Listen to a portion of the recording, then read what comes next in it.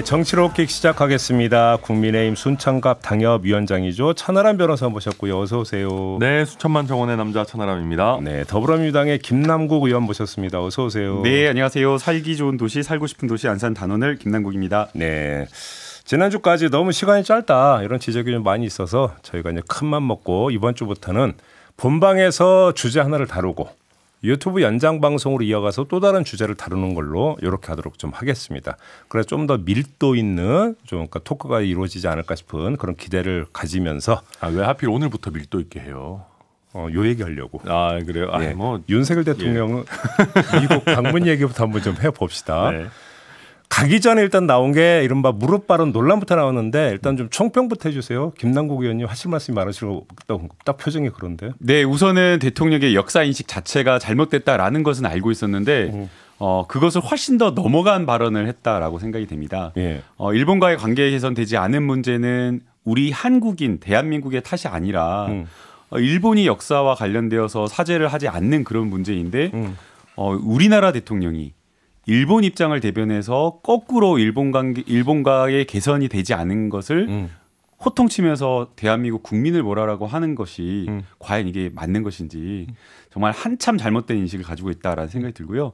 그리고 이제 이것을 해명하는 과정에서 역시나 여당에서 정말 뭐 아예 잘못된 너무나 이렇게 무리한 해석으로 또 한 번 논란을 초래한 거 아닌가 생각이 듭니다. 주어가 없었다. 네, 그래서 이제 이것이 유상범 의원님께서 사실은 이게 뭔가 좀 확인을 잘못하고 그런 줄 알았는데 여기에 대해서 대통령실에서 메시지를 마사지해가지고 주어 아이를 빼고 이렇게 또 공지를 하다 보니까 대통령실에 이런 어떤 해명 자료를 보고 또 여당도 잘못된 어떤 실드를 친 것 아닌가 또 생각이 알겠습니다. 듭니다. 우리 천하람 위원장님 평가 듣고 좀 강론으로 들어가죠.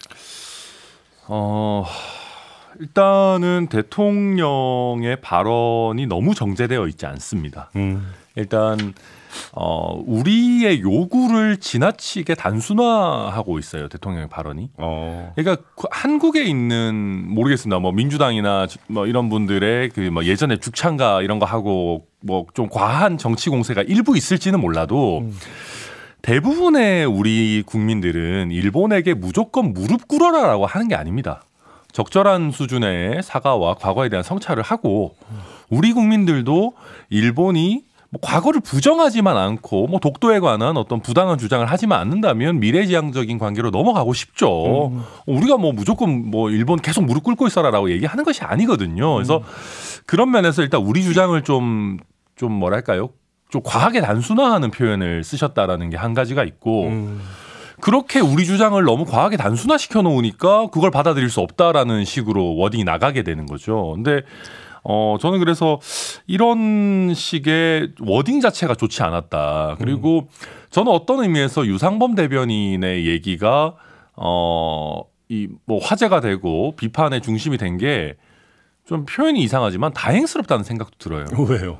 사실 문제의 본질은 대통령의 발언이시거든요. 그렇죠. 근데 이게 뭐 유상범 대변인이 팩트 체크를 했냐 안 했냐로 오히려 약간 논쟁이 좀 비껴가는 느낌도 있었어요. 역시 다행이란 게 그나마 다행이다. 그나마 다행이라는 거죠. 이게 뭐 국익의 차원에서 다행이다 이런 게 아니고 저도 보고 있으면은 저는 한 두 가지 정도 차원에서 참 안타깝다라고 생각하는 게 여당의 대변인이 왜 팩트 체크를 안 하고 이렇게 중요한 문제에 대해서 설익은 해명을 합니까? 이게 대통령실이랑 그러면 우리가 소통이 안 되는 겁니까?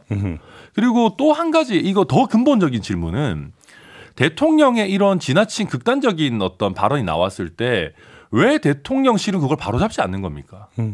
그러니까 너무 저는 좀 잘 이해가 안 되는 거예요. 그러니까 이런 얘기를 대통령이 좀 인터뷰 하시다가 뭐 약간 뭐 말하다 보면 사람이 원래 좀 그렇게 될 수 있잖아요. 좀 업돼가지고 아니면 예시도 좀 극단적으로 들고 할 수 있는데 아니 그러면 배석하고 있는 참모가 아니 대통령님 이 발언은 좀 바로 잡으시는 게 좋을 것 같다. 근데 인터뷰 중간에 끼어들지는 못하죠. 아니 근데 이제 보통 단독 인터뷰를 하게 되면 끝나고 나서라도 커뮤니케이션을 좀 할 수 있거든요. 네. 대통령이 아까 그 발언은 좀 이런 식으로 수정했으면 좋겠다라고 하면 대부분 그런 요청을 받아줍니다. 단독 인터뷰의 경우에. 그래서 그런 여러 가지 면에서 여당과 대통령실이 좀 이상하게 이게 뭔가 좀 제대로 돌아가고 있지 않다라는 알겠습니다. 느낌을 받고 있습니다. 좀 강론으로 돌아가서 그럼 좀 두 가지가 지금 나왔으니까 하나하나 일단 좀 여쭤볼게요. 첫 번째 윤석열 대통령의 이른바 화법이 될 것 같은데 이게 좀 뭔가 정치적 수사, 더 나아가서 외교적 수사에 너무 익숙하지 못한 단정 화법이 나오다 보니까 오히려 그것이 계속 설화를 반복하는 거 아니냐 이런 지적이 성립될 것 같은데 어떻게 생각하세요?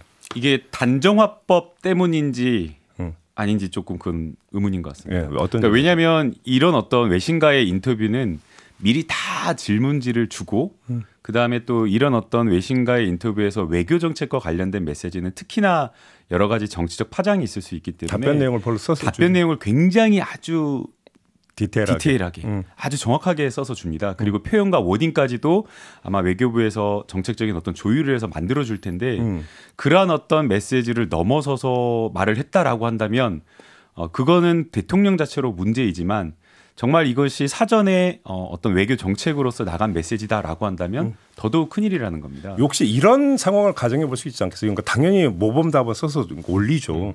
근데 보니까 기자랑 이제 카메라가 막 돌고 있는데 모범 답안지 보고 읽을 수는 없을 거 아닙니까?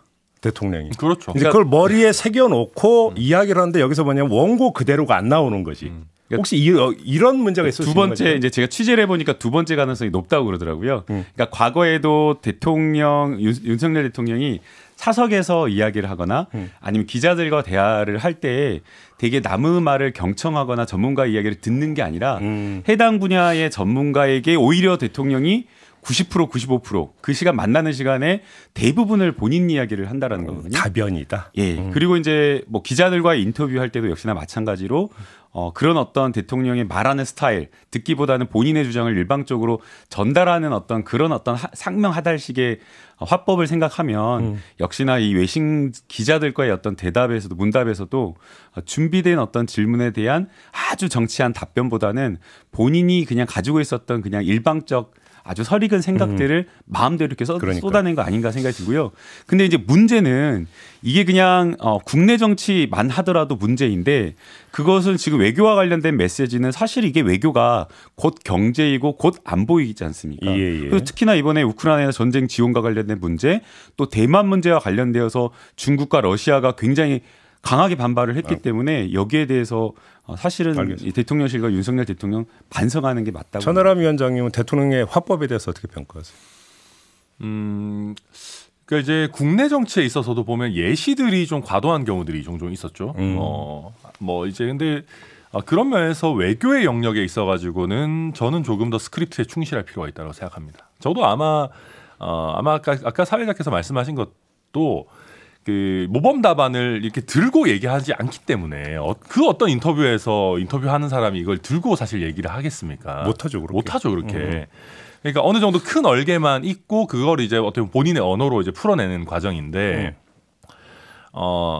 특히 중요하고 민감한 부분일수록 가능하면 스크립트 위주로 가시는 게 좋다. 이거는 뭐 꼭 윤석열 대통령뿐만이 아니라 외교라는 것은 사실 뭐 그 아주 미묘한 어떤 아다르고 어다른 거에 따라 가지고 의미들이 바뀔 수가 있는 것이기 때문에 또 외교에 있어서는 대통령의 말씀이 사실 우리나라 정부의 현재 입장에 파이널 아닙니까? 그러니까 최종적인 입장인 것이기 때문에 대외적으로는 대한민국을 대표하는 원수의 자격으로 그럼요. 헌법상 우리 대한민국의 대표시기 때문에 그런 부분 조금 더 그 스크립트에 좀 더 충실할 필요가 있고 만약에 거기서 벗어난다면 제가 아까도 말씀드렸지만 이거는 좀 사후적으로 참모들이라도 와서 뭐 예를 들면 지난번에 UAE 가셔서 이란 이런 것도 마찬가지입니다. 바로 그 지점에 바로 잡아야 두 돼요. 번째 질문을 드려야 될 것 같은데 바로 잡는 건 둘째 치고 그래서 이게 논란이 되니까 해외 언론 비서관실에서 공지를 돌렸단 말이에요. 근데 공지에서 그 해당 발언을 다시 리마인드를 시키면서 전원이라고는 주어를 뺐어요.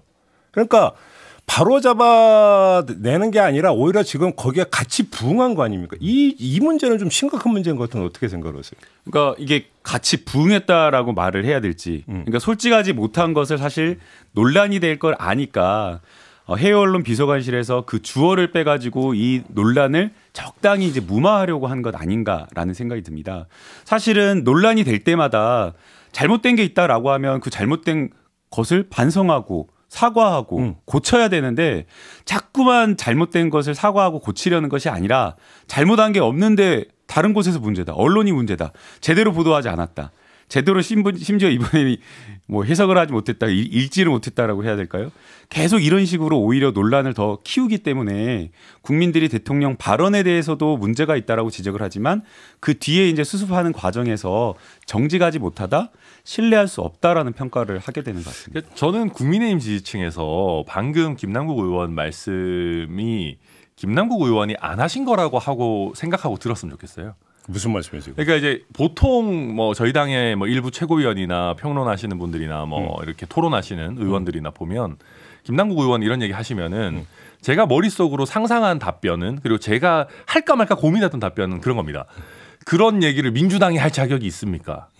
민주당도 맨날 잘못한 거 우기고 뭐 판결 나와도 반성도 안 하면서 뭐 우리한테만 반성하라고 그러고 위선이고 내로남불이고 막 그렇게 얘기하거든요. 민주당이 위선이고 내로남불인 거는 우리 다 아는 거고 그게 아니라 그 민주당에서 하는 얘기라도 맞는 얘기면 어느 정도 들어야 되는 거잖아요. 그러니까 저도 그런 거예요. 기자와 합의를 해서 그 발언의 문맥이 이런 거다라고 사후적으로 제대로 바로잡거나, 그게 아니면은 왜 제대로 바로잡은 것도 아니면서 저는이라는 걸 빼요. 금방 들통날 거. 요즘 세상에 인터뷰하면서 녹음 안 하는 게 어디 있어요. 아니 언론사가 녹음 파일을 갖고 있는데 어떻게 그걸 가릴 수가 있어요? 그리고 우리도 하고 그쪽도 하고 다 하잖아요. 당연히. 저도 인터뷰할 때 저도 녹음하고 기자분도 녹음하고 하는 거 아닙니까? 근데 왜 이런 식으로 말씀하신 것처럼 굉장히 거짓돼 보이는 행태를 하는지 결국 이해가 안 돼요. 그게 그러니까 윤석열 대통령만 바라보고 있다라고 하는 방증 아닌가요? 국민을 보는 것도 아니고 상대 언론을 보는 것도 아니고 오로지 그냥 윤석열 대통령 이만 보고 있으니까 그런 거 아닌가요? 그렇게 보여요. 그렇게 해석해야 되는 거 아닌가요? 그러니까 저도 제대로 소신 있게 얘기하는 참모가, 그러니까 대통령께도 이 대통령이 이 발언은 문제 있습니다. 이거는 좀 정정하셔야 될 것 같습니다라고 얘기하는 사람이 안 보여요. 네, 소신 있는 참모. 그럴 거면은 그거 뭐 진짜 뭐 누가 거기 앉혀놔도 상관이 쓴소리 한다고 없는 박민영 거죠. 그 청년 뭐 대변인 들어가지 않았어요? 뭐 몰라요, 저도. 쓴소리 한다고 들어갔다는데. 자, 알겠습니다. 조금 전에 이제 그 문제는 그 정도로 하고, 조금 전에 들어온 속보가 있는데 윤석열 대통령 또 이제 미국의 MBC하고 인터뷰한 게 있어요. NBC. 네. 여기서 보면은 그 도감청 의혹이 있었잖아요. 관련해서 미 기밀 문서 유출이 한미 동맹 신뢰를 흔들지 못할 것이다라는 요지의 발언을 했다고 하고, 도감청이 아니라 기밀 문서 유출이라는 표현을 썼다는데, 이거 물론 이제 풀 텍스트를 좀 봐야 되겠습니다만 제목을 지금 이렇게 뽑혔기 때문에 말씀을 드리는 거고, 더 뭐한 게 백악관의 압력이 없었다. 우크라이나 원조에 대해서 지금 이 발언을 했다라는 건데, 근데 그 도감청 의혹이 제기됐을 때 공개된 문서를 놓고 보면 결국은 미국의 압력이 있었기 때문에 당시 김성한 안보실장과 이문희 외교비서관이 그 대화를 나눈 것으로 해석을 하는 게 상식 아닙니까? 근데 백악관에 압력이 없었다. 이걸 어떻게 이해를 해야 되는 걸까요? 아마 뭐 직전에 어떤 그 발언 직전에 백악관에 직접적인 압력이 없었다. 뭐 이런 취지겠죠. 그렇게 봐야 되나요? 네, 뭐 실제로 백악관은 우리뿐만 아니라 대부분의 나토 가입 국가에 대해서 우크라이나에 대해 더 적극적인 지원을 해라라는 직간접적인 압력이 항상 있습니다. 네, 그렇기 때문에 당연히 중요한 우방인 우리나라에 대해서도 간접적으로 그런 요청은 많이 있었겠죠. 근데 이제 아마 대통령께서 강조하고 싶었던 거는 우크라이나에 대해서 지나친 어떤 엄청난 수준의 그런 어떤 전쟁 범죄가 일어나는 경우에는 우리로서도 더 많은 역할을 할 수밖에 없다. 이런 원론적인 얘기를 함에 있어서는 미국의 압박이 작용한 건 아니고 본인의 평소의 철학이나 소신이다. 이걸 강조하기 위한 워딩이 아닌가 싶습니다. 근데 왜냐하면 그게 이제 정부의 이전 입장과 좀 달라졌기 때문에 그런 거죠. 우선은 이제 미국 MBC인가요? 그 언론에서 보도한 내용이 지금까지 저희가 알고 있었던 사실과는 많이 상반되고 배치가 되는 것 같습니다. 그래요? 우선 유출된 문건에 따르면 사실은 어떻게 보면 미국에서 직접적인 요청이 있었던 것으로 보이고 거기에 따라서 탄약 수출이 이루어진 것으로 보이는데 그 유출된 문건에 대해서도 뭔가 내용이 맞지가 않고요. 그리고 또 더 나아가서 지금 협의되었던 어떤 그 과정이나 이런 것들을 보면 우리나라가 러시아와 어떤 관계가 악화되는 것을 감수하고서 할 만한 이유가 없었지 않습니까?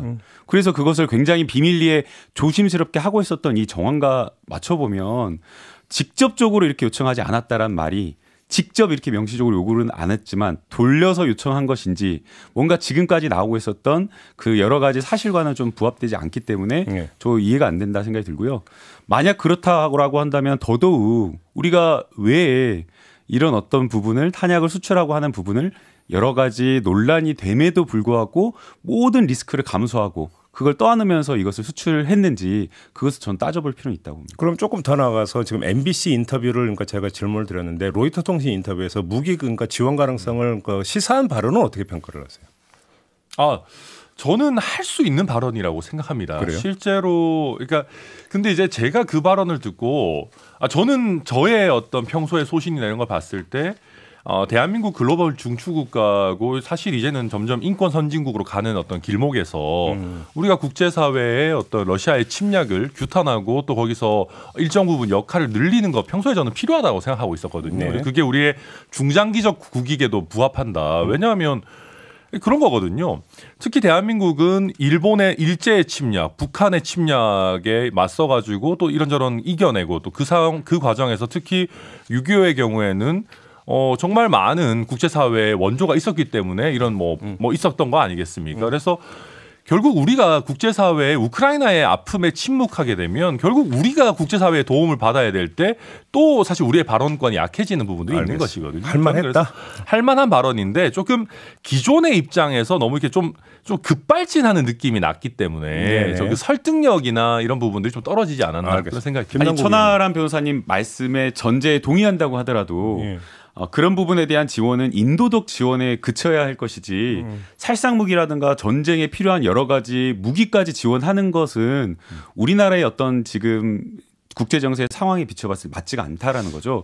특히나 우리나라는 수출을 먹고 살고 국제정세에서 너무나 주변 국가들의 도움이 필요하고 중국, 러시아가 미국 못지않게 수출액이 굉장히 큰 국가 아니겠습니까? 특히나 지금 나가 있는 교민 숫자도 많고 나가 있는 뭐 대기업들도 대기업만 하더라도 한 150개 기업이 넘는다고 하는데 그런 어떤 기업과 교민들의 미칠 파장이나 이런 것들을 고려하지 않고 갑작스럽게 메시지로 이런 여러 가지 무기들을 지원할 수 있다라고 가능성을 내비친 것만으로도 굉장한 심각한 문제인 거고요.